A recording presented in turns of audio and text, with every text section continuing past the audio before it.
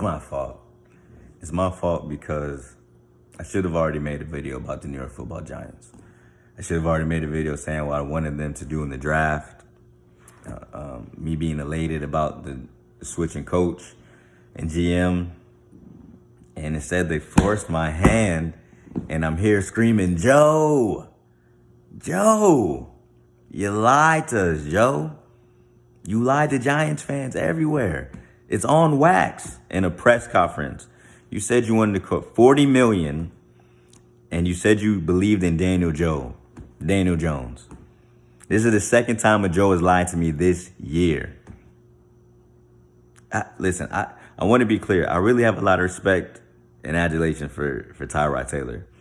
I think he's a really good quarterback. I think he's been in a lot of bad situations that if the franchise would have, put more into him and built around him, we might look at Tyrod Taylor a lot different than we do now. That being said, for a cash-strapped team that believes in their quarterback, how do we give $8.5 million guaranteed to Tyrod Taylor? That doesn't make any sense. Well, listen, it doesn't make any sense if you believe in Daniel Jones, that is. Because how about you, again, they signed 2 offensive linemen. When I heard their names, that was the first time I ever heard their names. And I'm not just offensive line aficionado. We all know that it's a somewhat faceless, gloryless position. I don't quite know these brothers. I hope they play well. I hope they're great. But when you sign 2 guys that I never heard of before, hopefully they play well, and they give $8.5 million to Tyrod Taylor, how about we give all that money to a top offensive lineman, a top guy that's been to the Pro Bowl, an All-Pro, something like that, someone that's really here, someone that's really here. And then that way in the draft, because we need 4 offensive linemen, if we're being honest with you. If I'm being honest with you, I watched the football. I watched every game last year. We need four new offensive linemen. Andrew Thomas at left tackle, and then left guard through right tackle. We need a new offensive lineman. That's a fact. Now we got a couple guys coming back from injuries. Nick Gates, Shane Lemieux, a couple guys that are still in the mix. But that's it. They're just in the mix. Now, well, I guess, again, these 2 guys we just signed. But if we take all that money and get one of these top guards that are on the market, or even the top centers on the market, so that way in the draft, we're not forced at 5 and 7 to get a tackle. I mean, well, at 5 and 7, we need to take a tackle. Spoiler alert. The NFL knows, everyone knows. At 5 and 7, one of those positions, we need to be a right tackle. But if we get a top right guard or center, maybe at 7 we're not even thinking about another offensive lineman, or maybe at 35 we're not even thinking about 36, 37, whatever. Maybe we're not even thinking about. And we're still getting top because, again, the Giants need a lot of talent. The cup is barren right now. We only got a handful of blue chip talent on the team. That's just a fact. Let's be honest. So to give $8.5 million guaranteed, when you could have put that money in a offensive lineman.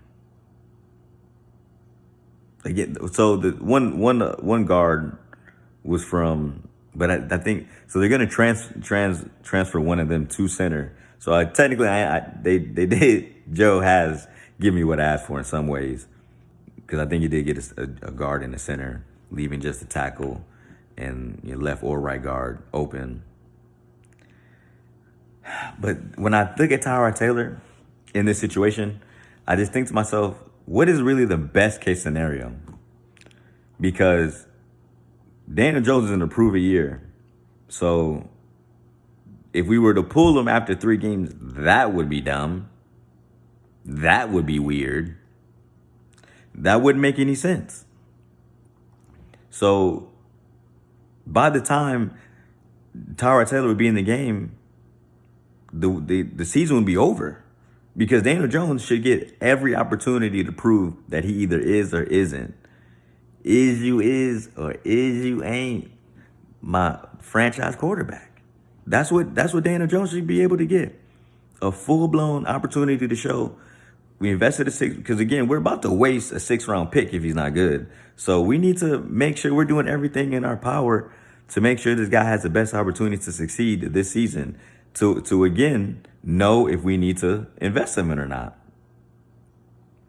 Tyrod Taylor, if in the event, the reason why I thought Daniel Jones was the best option this season was because win or lose, we win. If we go in and Daniel Jones is a clear-cut best quarterback on the team, if he's a great quarterback, then we realize we have a great quarterback or even good quarterback that we should invest in, and we invest in, and it's an easy decision.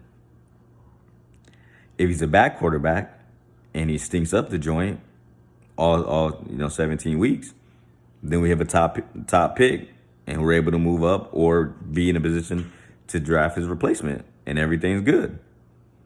With Tyrod Taylor, he's going to end up winning us games that are meaningless. So unless you're telling me Tyrod Taylor is the answer going forward if Daniel Jones isn't,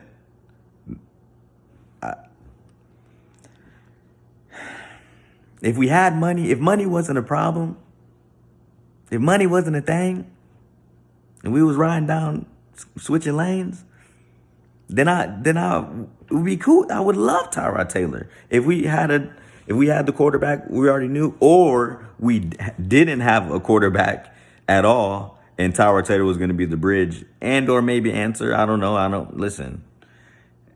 Who knows? It's sports. Anything can happen. You heard KG. Then I would be cool with it.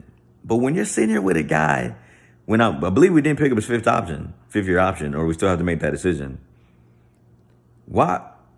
How, with a cash-strapped team with a young quarterback who presumably should be able to, stay healthy. Injuries, his season injuries last 2 seasons are just, he's been often injured. He's not enough to just say he's injury prone, but I guess enough to be concerned. But I just feel like that money could have, we maybe could have used the money a little better. Tyrod Taylor, I like Tyrod Taylor.